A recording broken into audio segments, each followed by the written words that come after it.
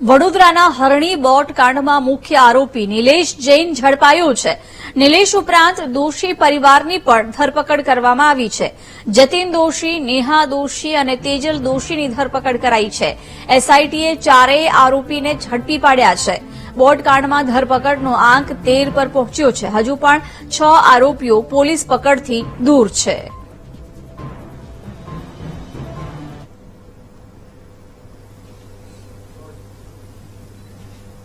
હરણી ખાતે જે બોટની દુર્ઘટના થયેલી હતી તે અનુસંધાને આજરોજની તપાસમાં અન્ય 4 આરોપીને અટક કરવામાં આવેલા છે.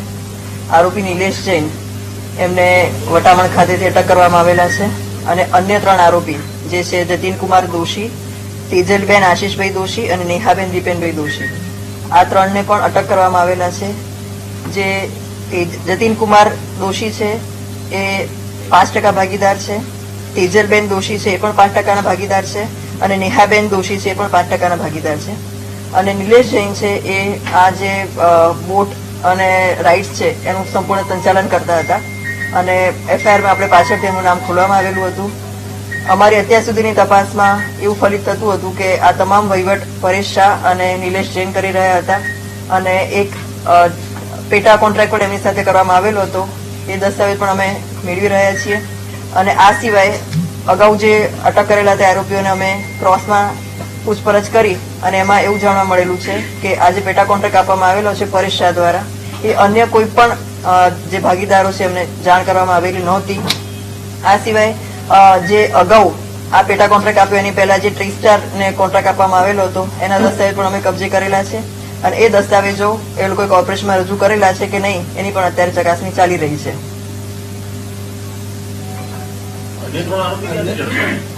અન્ય 3 આરોપીઓ રાજસ્થાન હતા અને ત્યાંથી જયારે એ લોકો પરત વડોદરા ફરી રહ્યા હતા ત્યારે વડોદરાથી જ એમને પકડી પાડવામાં આવેલા છે. એ હાલમાં તપાસ ચાલુ છે. આરોપી એકબીજાના સંપર્કમાં હતા કે કેમ આ લોકો જે પકડાય છે હાલના આરોપી? અમારી તપાસમાં બધા આરોપી એકબીજાના સંપર્કમાં હતા પણ અમુક હતા એવું છે.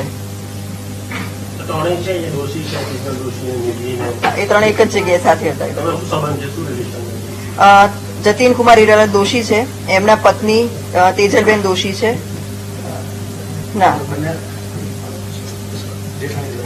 હા, નેહાબેન અને તેજલબેન એ બંને આ જતીન કુમારના પુત્રવધુ છે. બંને પુત્રવધુ છે.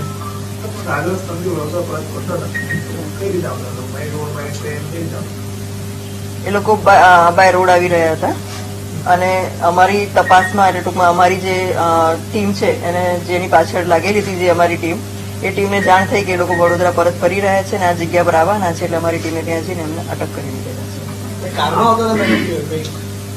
એ હજી અમે બધું તપાસની ટીમ એમની કાર્યવાહી કરી રહી છે. ના, અગાઉની જે કંપની હતી એ ટ્રાઇસ્ટાર, એ અગાઉની કંપની જે આપેલું હતું અલ્પેશ ભટ્ટની જે કંપની હતી એનું નામ ટ્રાઇસ્ટાર હતું અને એની સાથે કરાર કરેલો હતો અને એ બધા દસ્તાવેજ પણ જો કોર્પોરેશનમાં આપેલા છે એ કેમ એની ચકાસણી કરી છે અમે. અને નિલેશ જૈનની જે છે એની સાથે ખાલી પેટા કોન્ટ્રાક્ટ કરેલો છે અને એની કંપની સાથે ખાલી એની કંપની સાથે નથી કર્યો, એની વ્યક્તિગત પેટા કોન્ટ્રાક્ટ કર્યો.